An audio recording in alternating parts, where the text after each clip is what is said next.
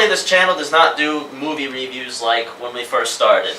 We wanted to focus on the music side, but we got a movie here that we said we have to review this.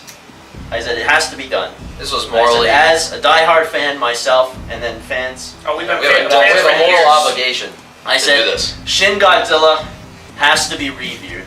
Or Godzilla Resurgence, you know, depending on which title you use. They want to use Shin Godzilla now. Godzilla Resurgence was kind of like the placeholder. It was like kind of the placeholder, I think, title-wise, you know, for a U.S. release. But then when Funimation came in and took it over, they said, no, call it Shin Godzilla. That's what it is.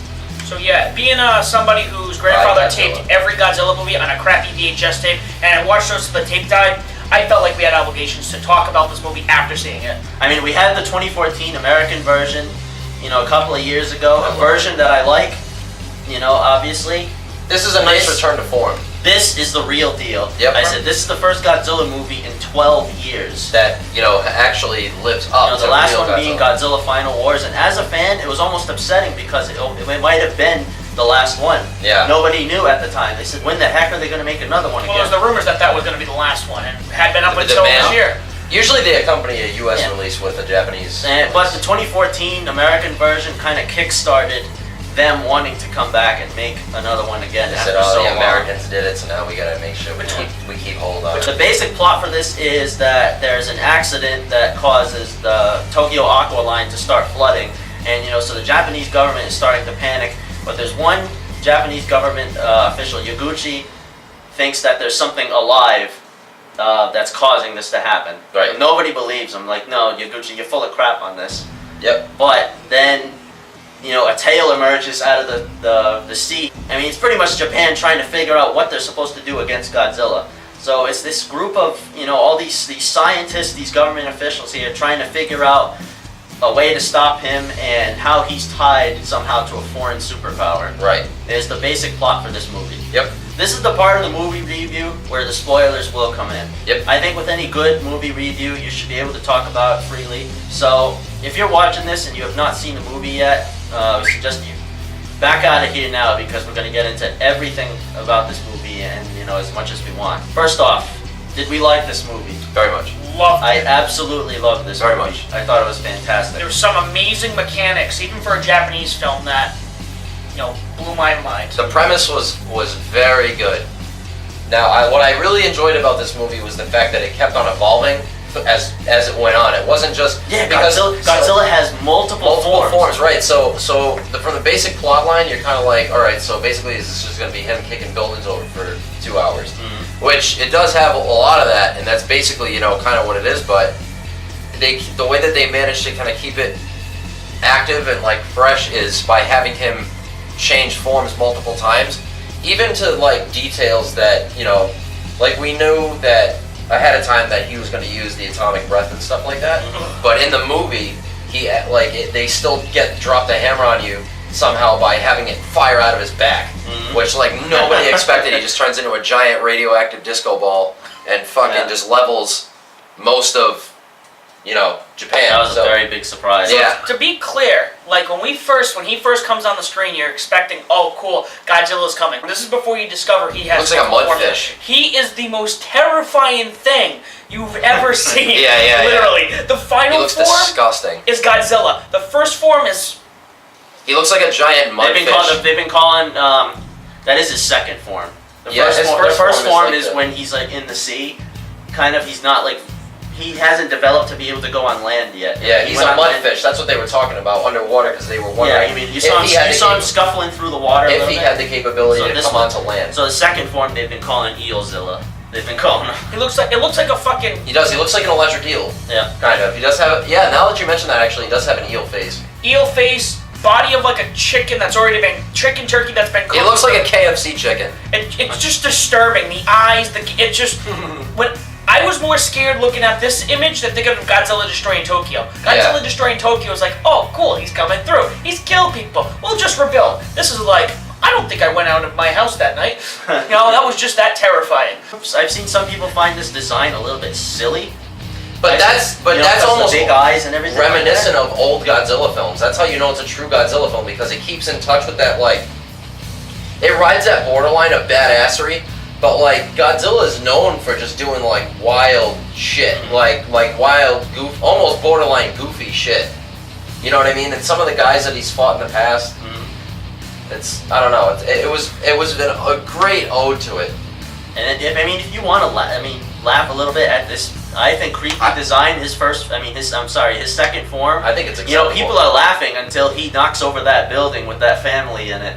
Yeah. Then you're not laughing anymore. Exactly, because he's just wiggling through the city, and he's clearly starting to develop mass. They show you killing civilians, him killing civilians in this movie. Yep. Which, before buildings get knocked down, you're more concerned about what's going on around him. But when you pinpoint into a building a mother trying to save her children, and the building collapses, and that's it, it really kind of pulls you into this movie emotionally. It roots it. Mortality. And then he suddenly just stops moving and he turns into the third form. Right. He grows these little arms and he's able to speak out and they use the stock footage. They use the stock audio footage from the original Godzilla movie. They use the stock audio, the music. The music was older. They used new music from Shigeru Sagisu was the name of the guy who made the music, but they also used old music. Right. I said old music. Was such a great idea to put into this movie, mixed in with the new music, which I very much liked as well. I said that is such a great idea to have that. You're really trying to interconnect generations, bring in the old fans from years ago, and hook new kids, young newcomers. Which is a stretch to do because it's been like we said, it's been a long time since one of those movies came out. Mm-hmm. So I think for what they've done here, that was really really well. Let's talk about the CGI for a little bit. It's Japanese CGI. I liked it. Godzilla looks great for the first time ever for an all CGI Godzilla. Yep. No suit, none of that. I think it's gonna take them some time. There's some spots where you're watching it where you're gonna be like, wow, that really wasn't the greatest. But when they do close-ups of him, he looks great. Yeah. He looks great when they do the close-ups and stuff. Let's be real though. It's more so the movement, and I think that it was maybe because we're used to seeing a lot of animation here that utilizes the movement suits.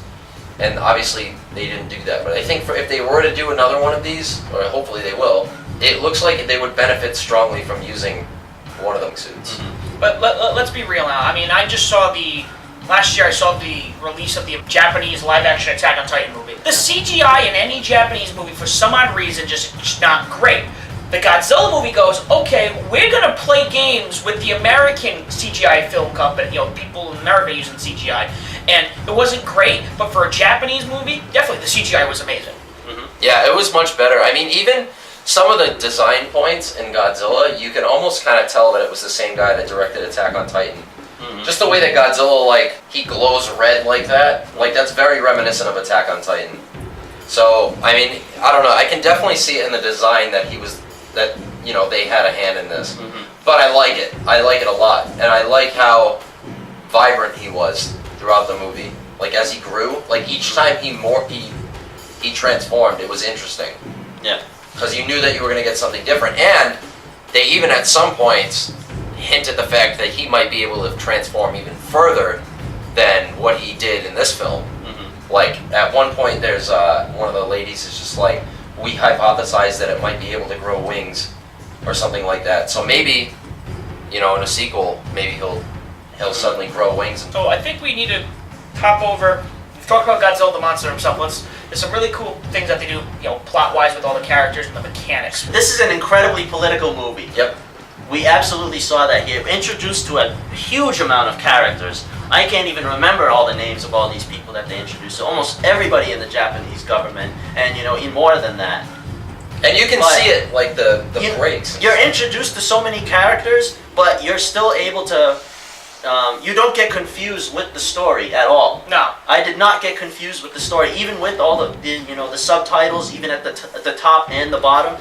You're going to see a Japanese movie. If you're going to complain about the subtitles, then what are you doing there? Yeah, exactly. The top with the location of what floor they were on, or the name of the person in their title, or whatever. Maybe a little bit excessive.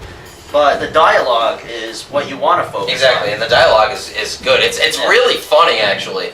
I was surprised by how funny it was. There's some comical moments. Because when they branch out and they start once he surfaces and they're trying to get plans together of what the hell they're gonna possibly do to stop this thing, and they just be dead wall, like just hit wall after wall after wall.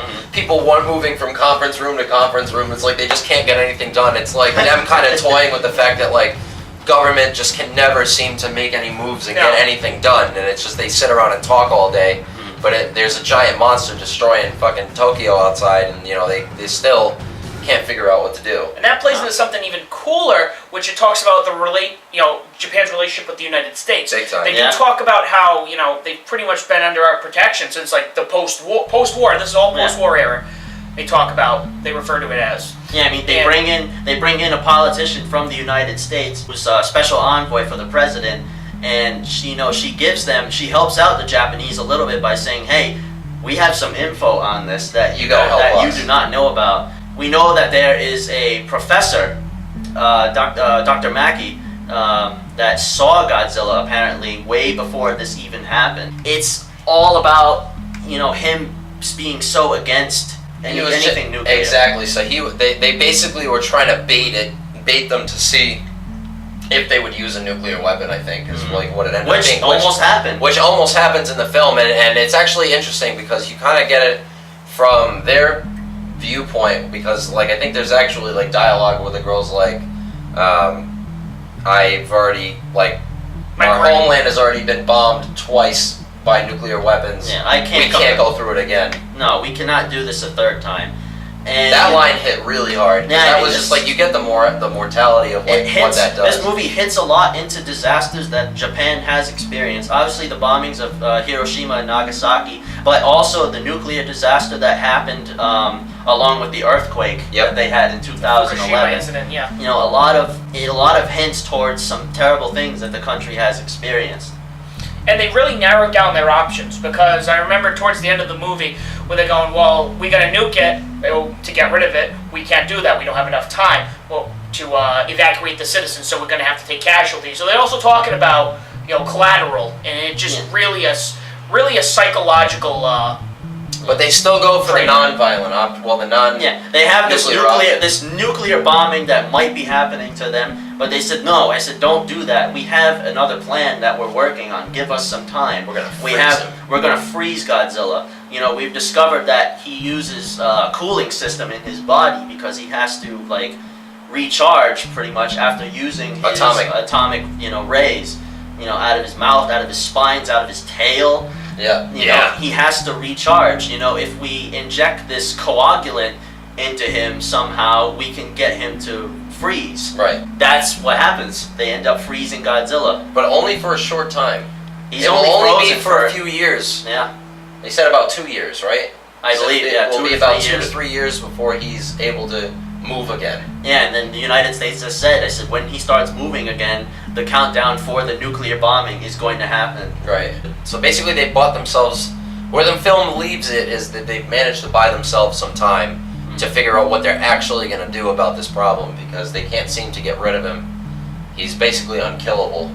The Godzilla is practically unstoppable. Yeah, in this movie he's practically invincible. And he's always coming at you with these new techniques. He's always he's got a flamethrower. He learns from experience. Especially when they bombed him and they actually managed to hurt him. Yeah. He got pissed off. Yeah. And he said, "No," I said, "that's not going to happen again. I'm going to start shooting these rays out of my spines." The stealth bombers, the U.S. stealth bombers, he takes them right out of the sky.